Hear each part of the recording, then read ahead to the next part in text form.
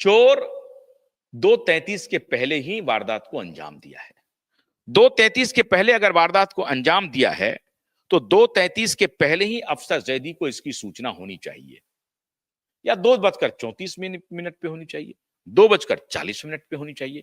3 बजे से पहले पहले निश्चित रूप से अफसर जैदी को इस बात की सूचना चली गई है।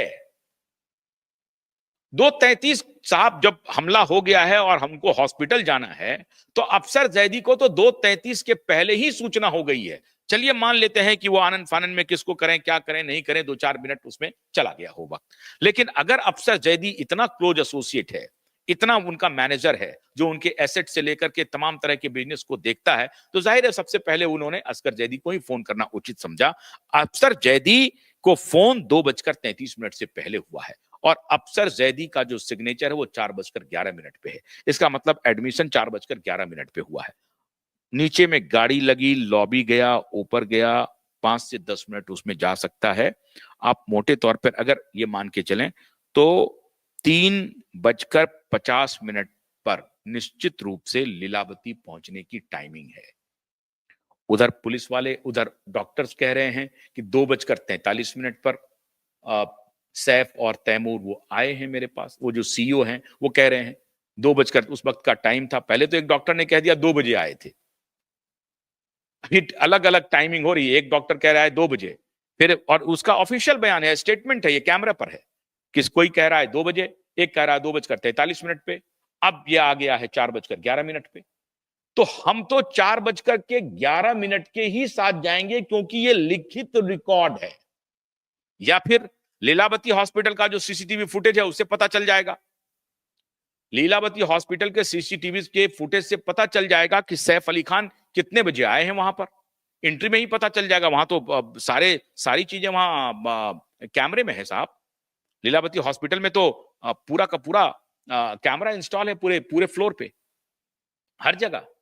तो वहां लीलावती हॉस्पिटल में के सीसीटीवी फुटेज से पता चल जाएगा कि एग्जैक्ट टाइमिंग क्या है। तो वो टाइमिंग को कोरिलेट कीजिए और फिर अफसर जैदी की कहानी को कोरिलेट कीजिए। अफसर जैदी एक मजबूत तार है। अफसर जैदी पर क्यों नहीं बात हो रही है? बात ही नहीं हो रही है।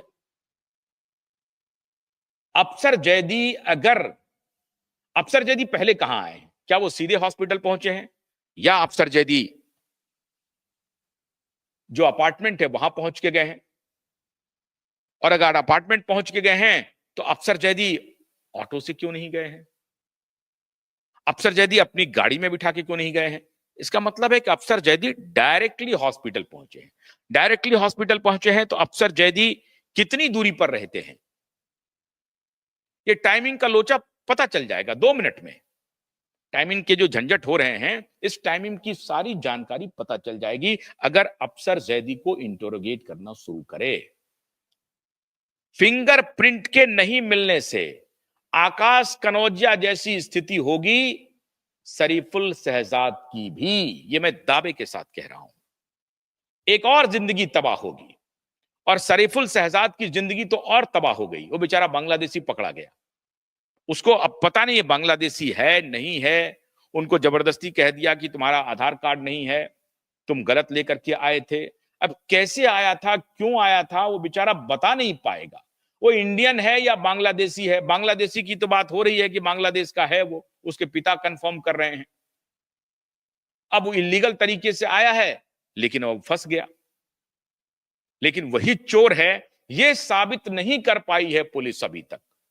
इसलिए उसे संदेह तो देना ही पड़ेगा, संदेह देना ही पड़ेगा। हाँ, ये बात है कि अब पुलिस जो थ्योरी दी है कि डक्ट के सहारे से आया और गया, और स्टेयर केस का कोई सीसीटीवी फुटेज सिर्फ सिवा 6 फ्लोर के कोई काम नहीं कर रहा था, और सैफ करीना का भी कोई फोटो नहीं आया है, कोई वीडियो नहीं आया है, घर का भी कोई सीसीटीवी फुटेज का कुछ भी नहीं आया है।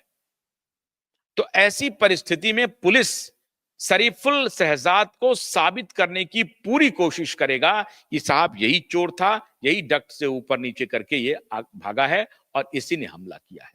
और सैफ और करीना खुद को बचाने के लिए शरीफुल शहजाद की बलि ले लेंगे।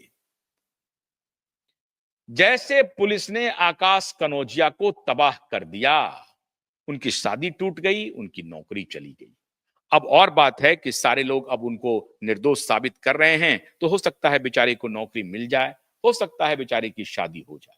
लेकिन हमने अपने एक साइकियाट्रिस्ट दोस्त से बात करने की कोशिश की, डॉक्टर दोस्त से। हमने पूछा, साहब कि इस तरह की जो घटना होती है जिसमें कि आप व्यक्ति अपने काम में मशगूल है, अपने काम में जा रहा है और यकायक पुलिस उसको दबोचती है और एक ऐसे हीनियस क्राइम में दबोचती है जिसके बारे में वो कल्पना भी नहीं कर सकता है, दूर दूर तक सोच नहीं सकता है। अगर ऐसे केस में पुलिस उठाती है, बाद में वो बरी भी हो जाए, तो उसके स्टेट ऑफ माइंड पे क्या इंपैक्ट होता है।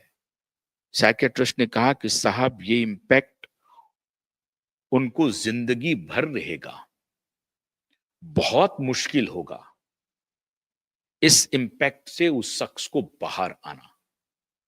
और आकाश कनौजिया को आज भी लगता होगा कि मैं कोई अपराधी तो नहीं हूं, कब मुझे कौन गिरफ्तार कर लेगा। खुशी तो हुई होगी उसकी जब उसको पुलिस ने छोड़ा होगा कि नहीं भाई तुम्हारी इसमें संलिप्तता नहीं है। लेकिन अगर शरीफुल शहजाद को पुलिस साबित नहीं कर सकी और उसको जिस तरीके से टोपा पहना करके उसको पुलिस ले जाती है धक्के मार करके, तो वो किस स्टेट ऑफ माइंड में होगा। आप फर्ज कीजिए, अगर शरीफुल शहजाद को पुलिस साबित नहीं कर सकी, सिर्फ अगर उसका यही अपराध है कि वो इलीगल बांग्लादेशी है, तो ठीक है, इलीगल आए हो डिपोर्ट कर दो साहब, या उसकी जो सजा हो सकती है भारत के कानून के सिलसिले में आप उसे वो सजा दे सकते हैं, उसके लिए तो मेंटली प्रिपेयर्ड है। लेकिन पुलिस ये कहानी बना रही है कि अपने डॉक्यूमेंट पूरा करने के लिए वो पैसे मांग रहा था और पैसे 1 करोड़ मांगने लगा। ये टोटल झूठ ही झूठ है। अपने डॉक्यूमेंट बनाने के लिए उसके पास पैसे नहीं थे, इसलिए वो चोरी का रास्ता अख्तियार कर लिया और चोरी का रास्ता अख्तियार किया तो साहब ये 11th 12th फ्लोर पर पहुंच गया और उसको ये पता नहीं था 11th 12th फ्लोर पर कि ये मशहूर एक्टर और एक्ट्रेस का घर है। और पैसा कितना चाहिए उसको, तो आधार कार्ड बनाने के लिए पैसा चाहिए। अब आप सोचिए, आधार कार्ड, अपना एड्रेस प्रूफ बनाने के लिए उसको कुछ पैसे की जरूरत थी। वो तो किसी से दोस्ती से भी मांग सकता था या कुछ भी कर सकता था या कोई कमा करके कर सकता था। अभी तो उसको पुलिस पकड़ नहीं रही थी आधार कार्ड के बिना। तो पुलिस ने बताया कि उसको अपने डोमिसाइल के लिए भारत के नागरिक होने का जो एक डॉक्यूमेंट चाहिए, उसके लिए आधार कार्ड हो या कुछ और वोटर आई कार्ड हो या कुछ भी, जो कुछ भी होता है, उसके लिए जितने आइडेंटिफिकेशन के लिए जो पेपर्स बनाने थे, उसके लिए उनको पैसे चाहिए और इसके लिए उसने 1 करोड़ का डिमांड कर दिया। ये टोटल बोगस आर्गुमेंट पुलिस के तरफ से आ रहा है और कुल मिलाकर के ये जो जिंदगी है शरीफुल शहजाद की, वो तहस नहस हो जाएगी। इलीगल है, ठीक है, वो इलीगल बांग्लादेशी है, इमिग्रेंट है, आप उसको डिपोर्ट कर दीजिए साहब।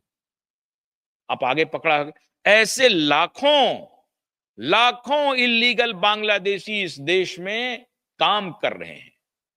लाखों इलीगल बांग्लादेशी, आपने कितनों को डिपोर्ट किया। अभी दिल्ली में पॉलिटिकल मुद्दा बना रही है सरकार कि इलीगल बांग्लादेशी आ गया, इलीगल बांग्लादेशी आ गया, तो डिपोर्ट कितनों को किया आपने।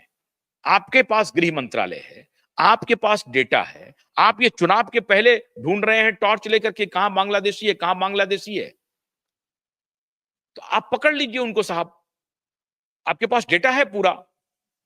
आप सुनिए, हमारे एक मित्र हैं जिन्होंने एक फिल्म बनाया था इलीगल बांग्लादेशी के ऊपर 2005-6 में।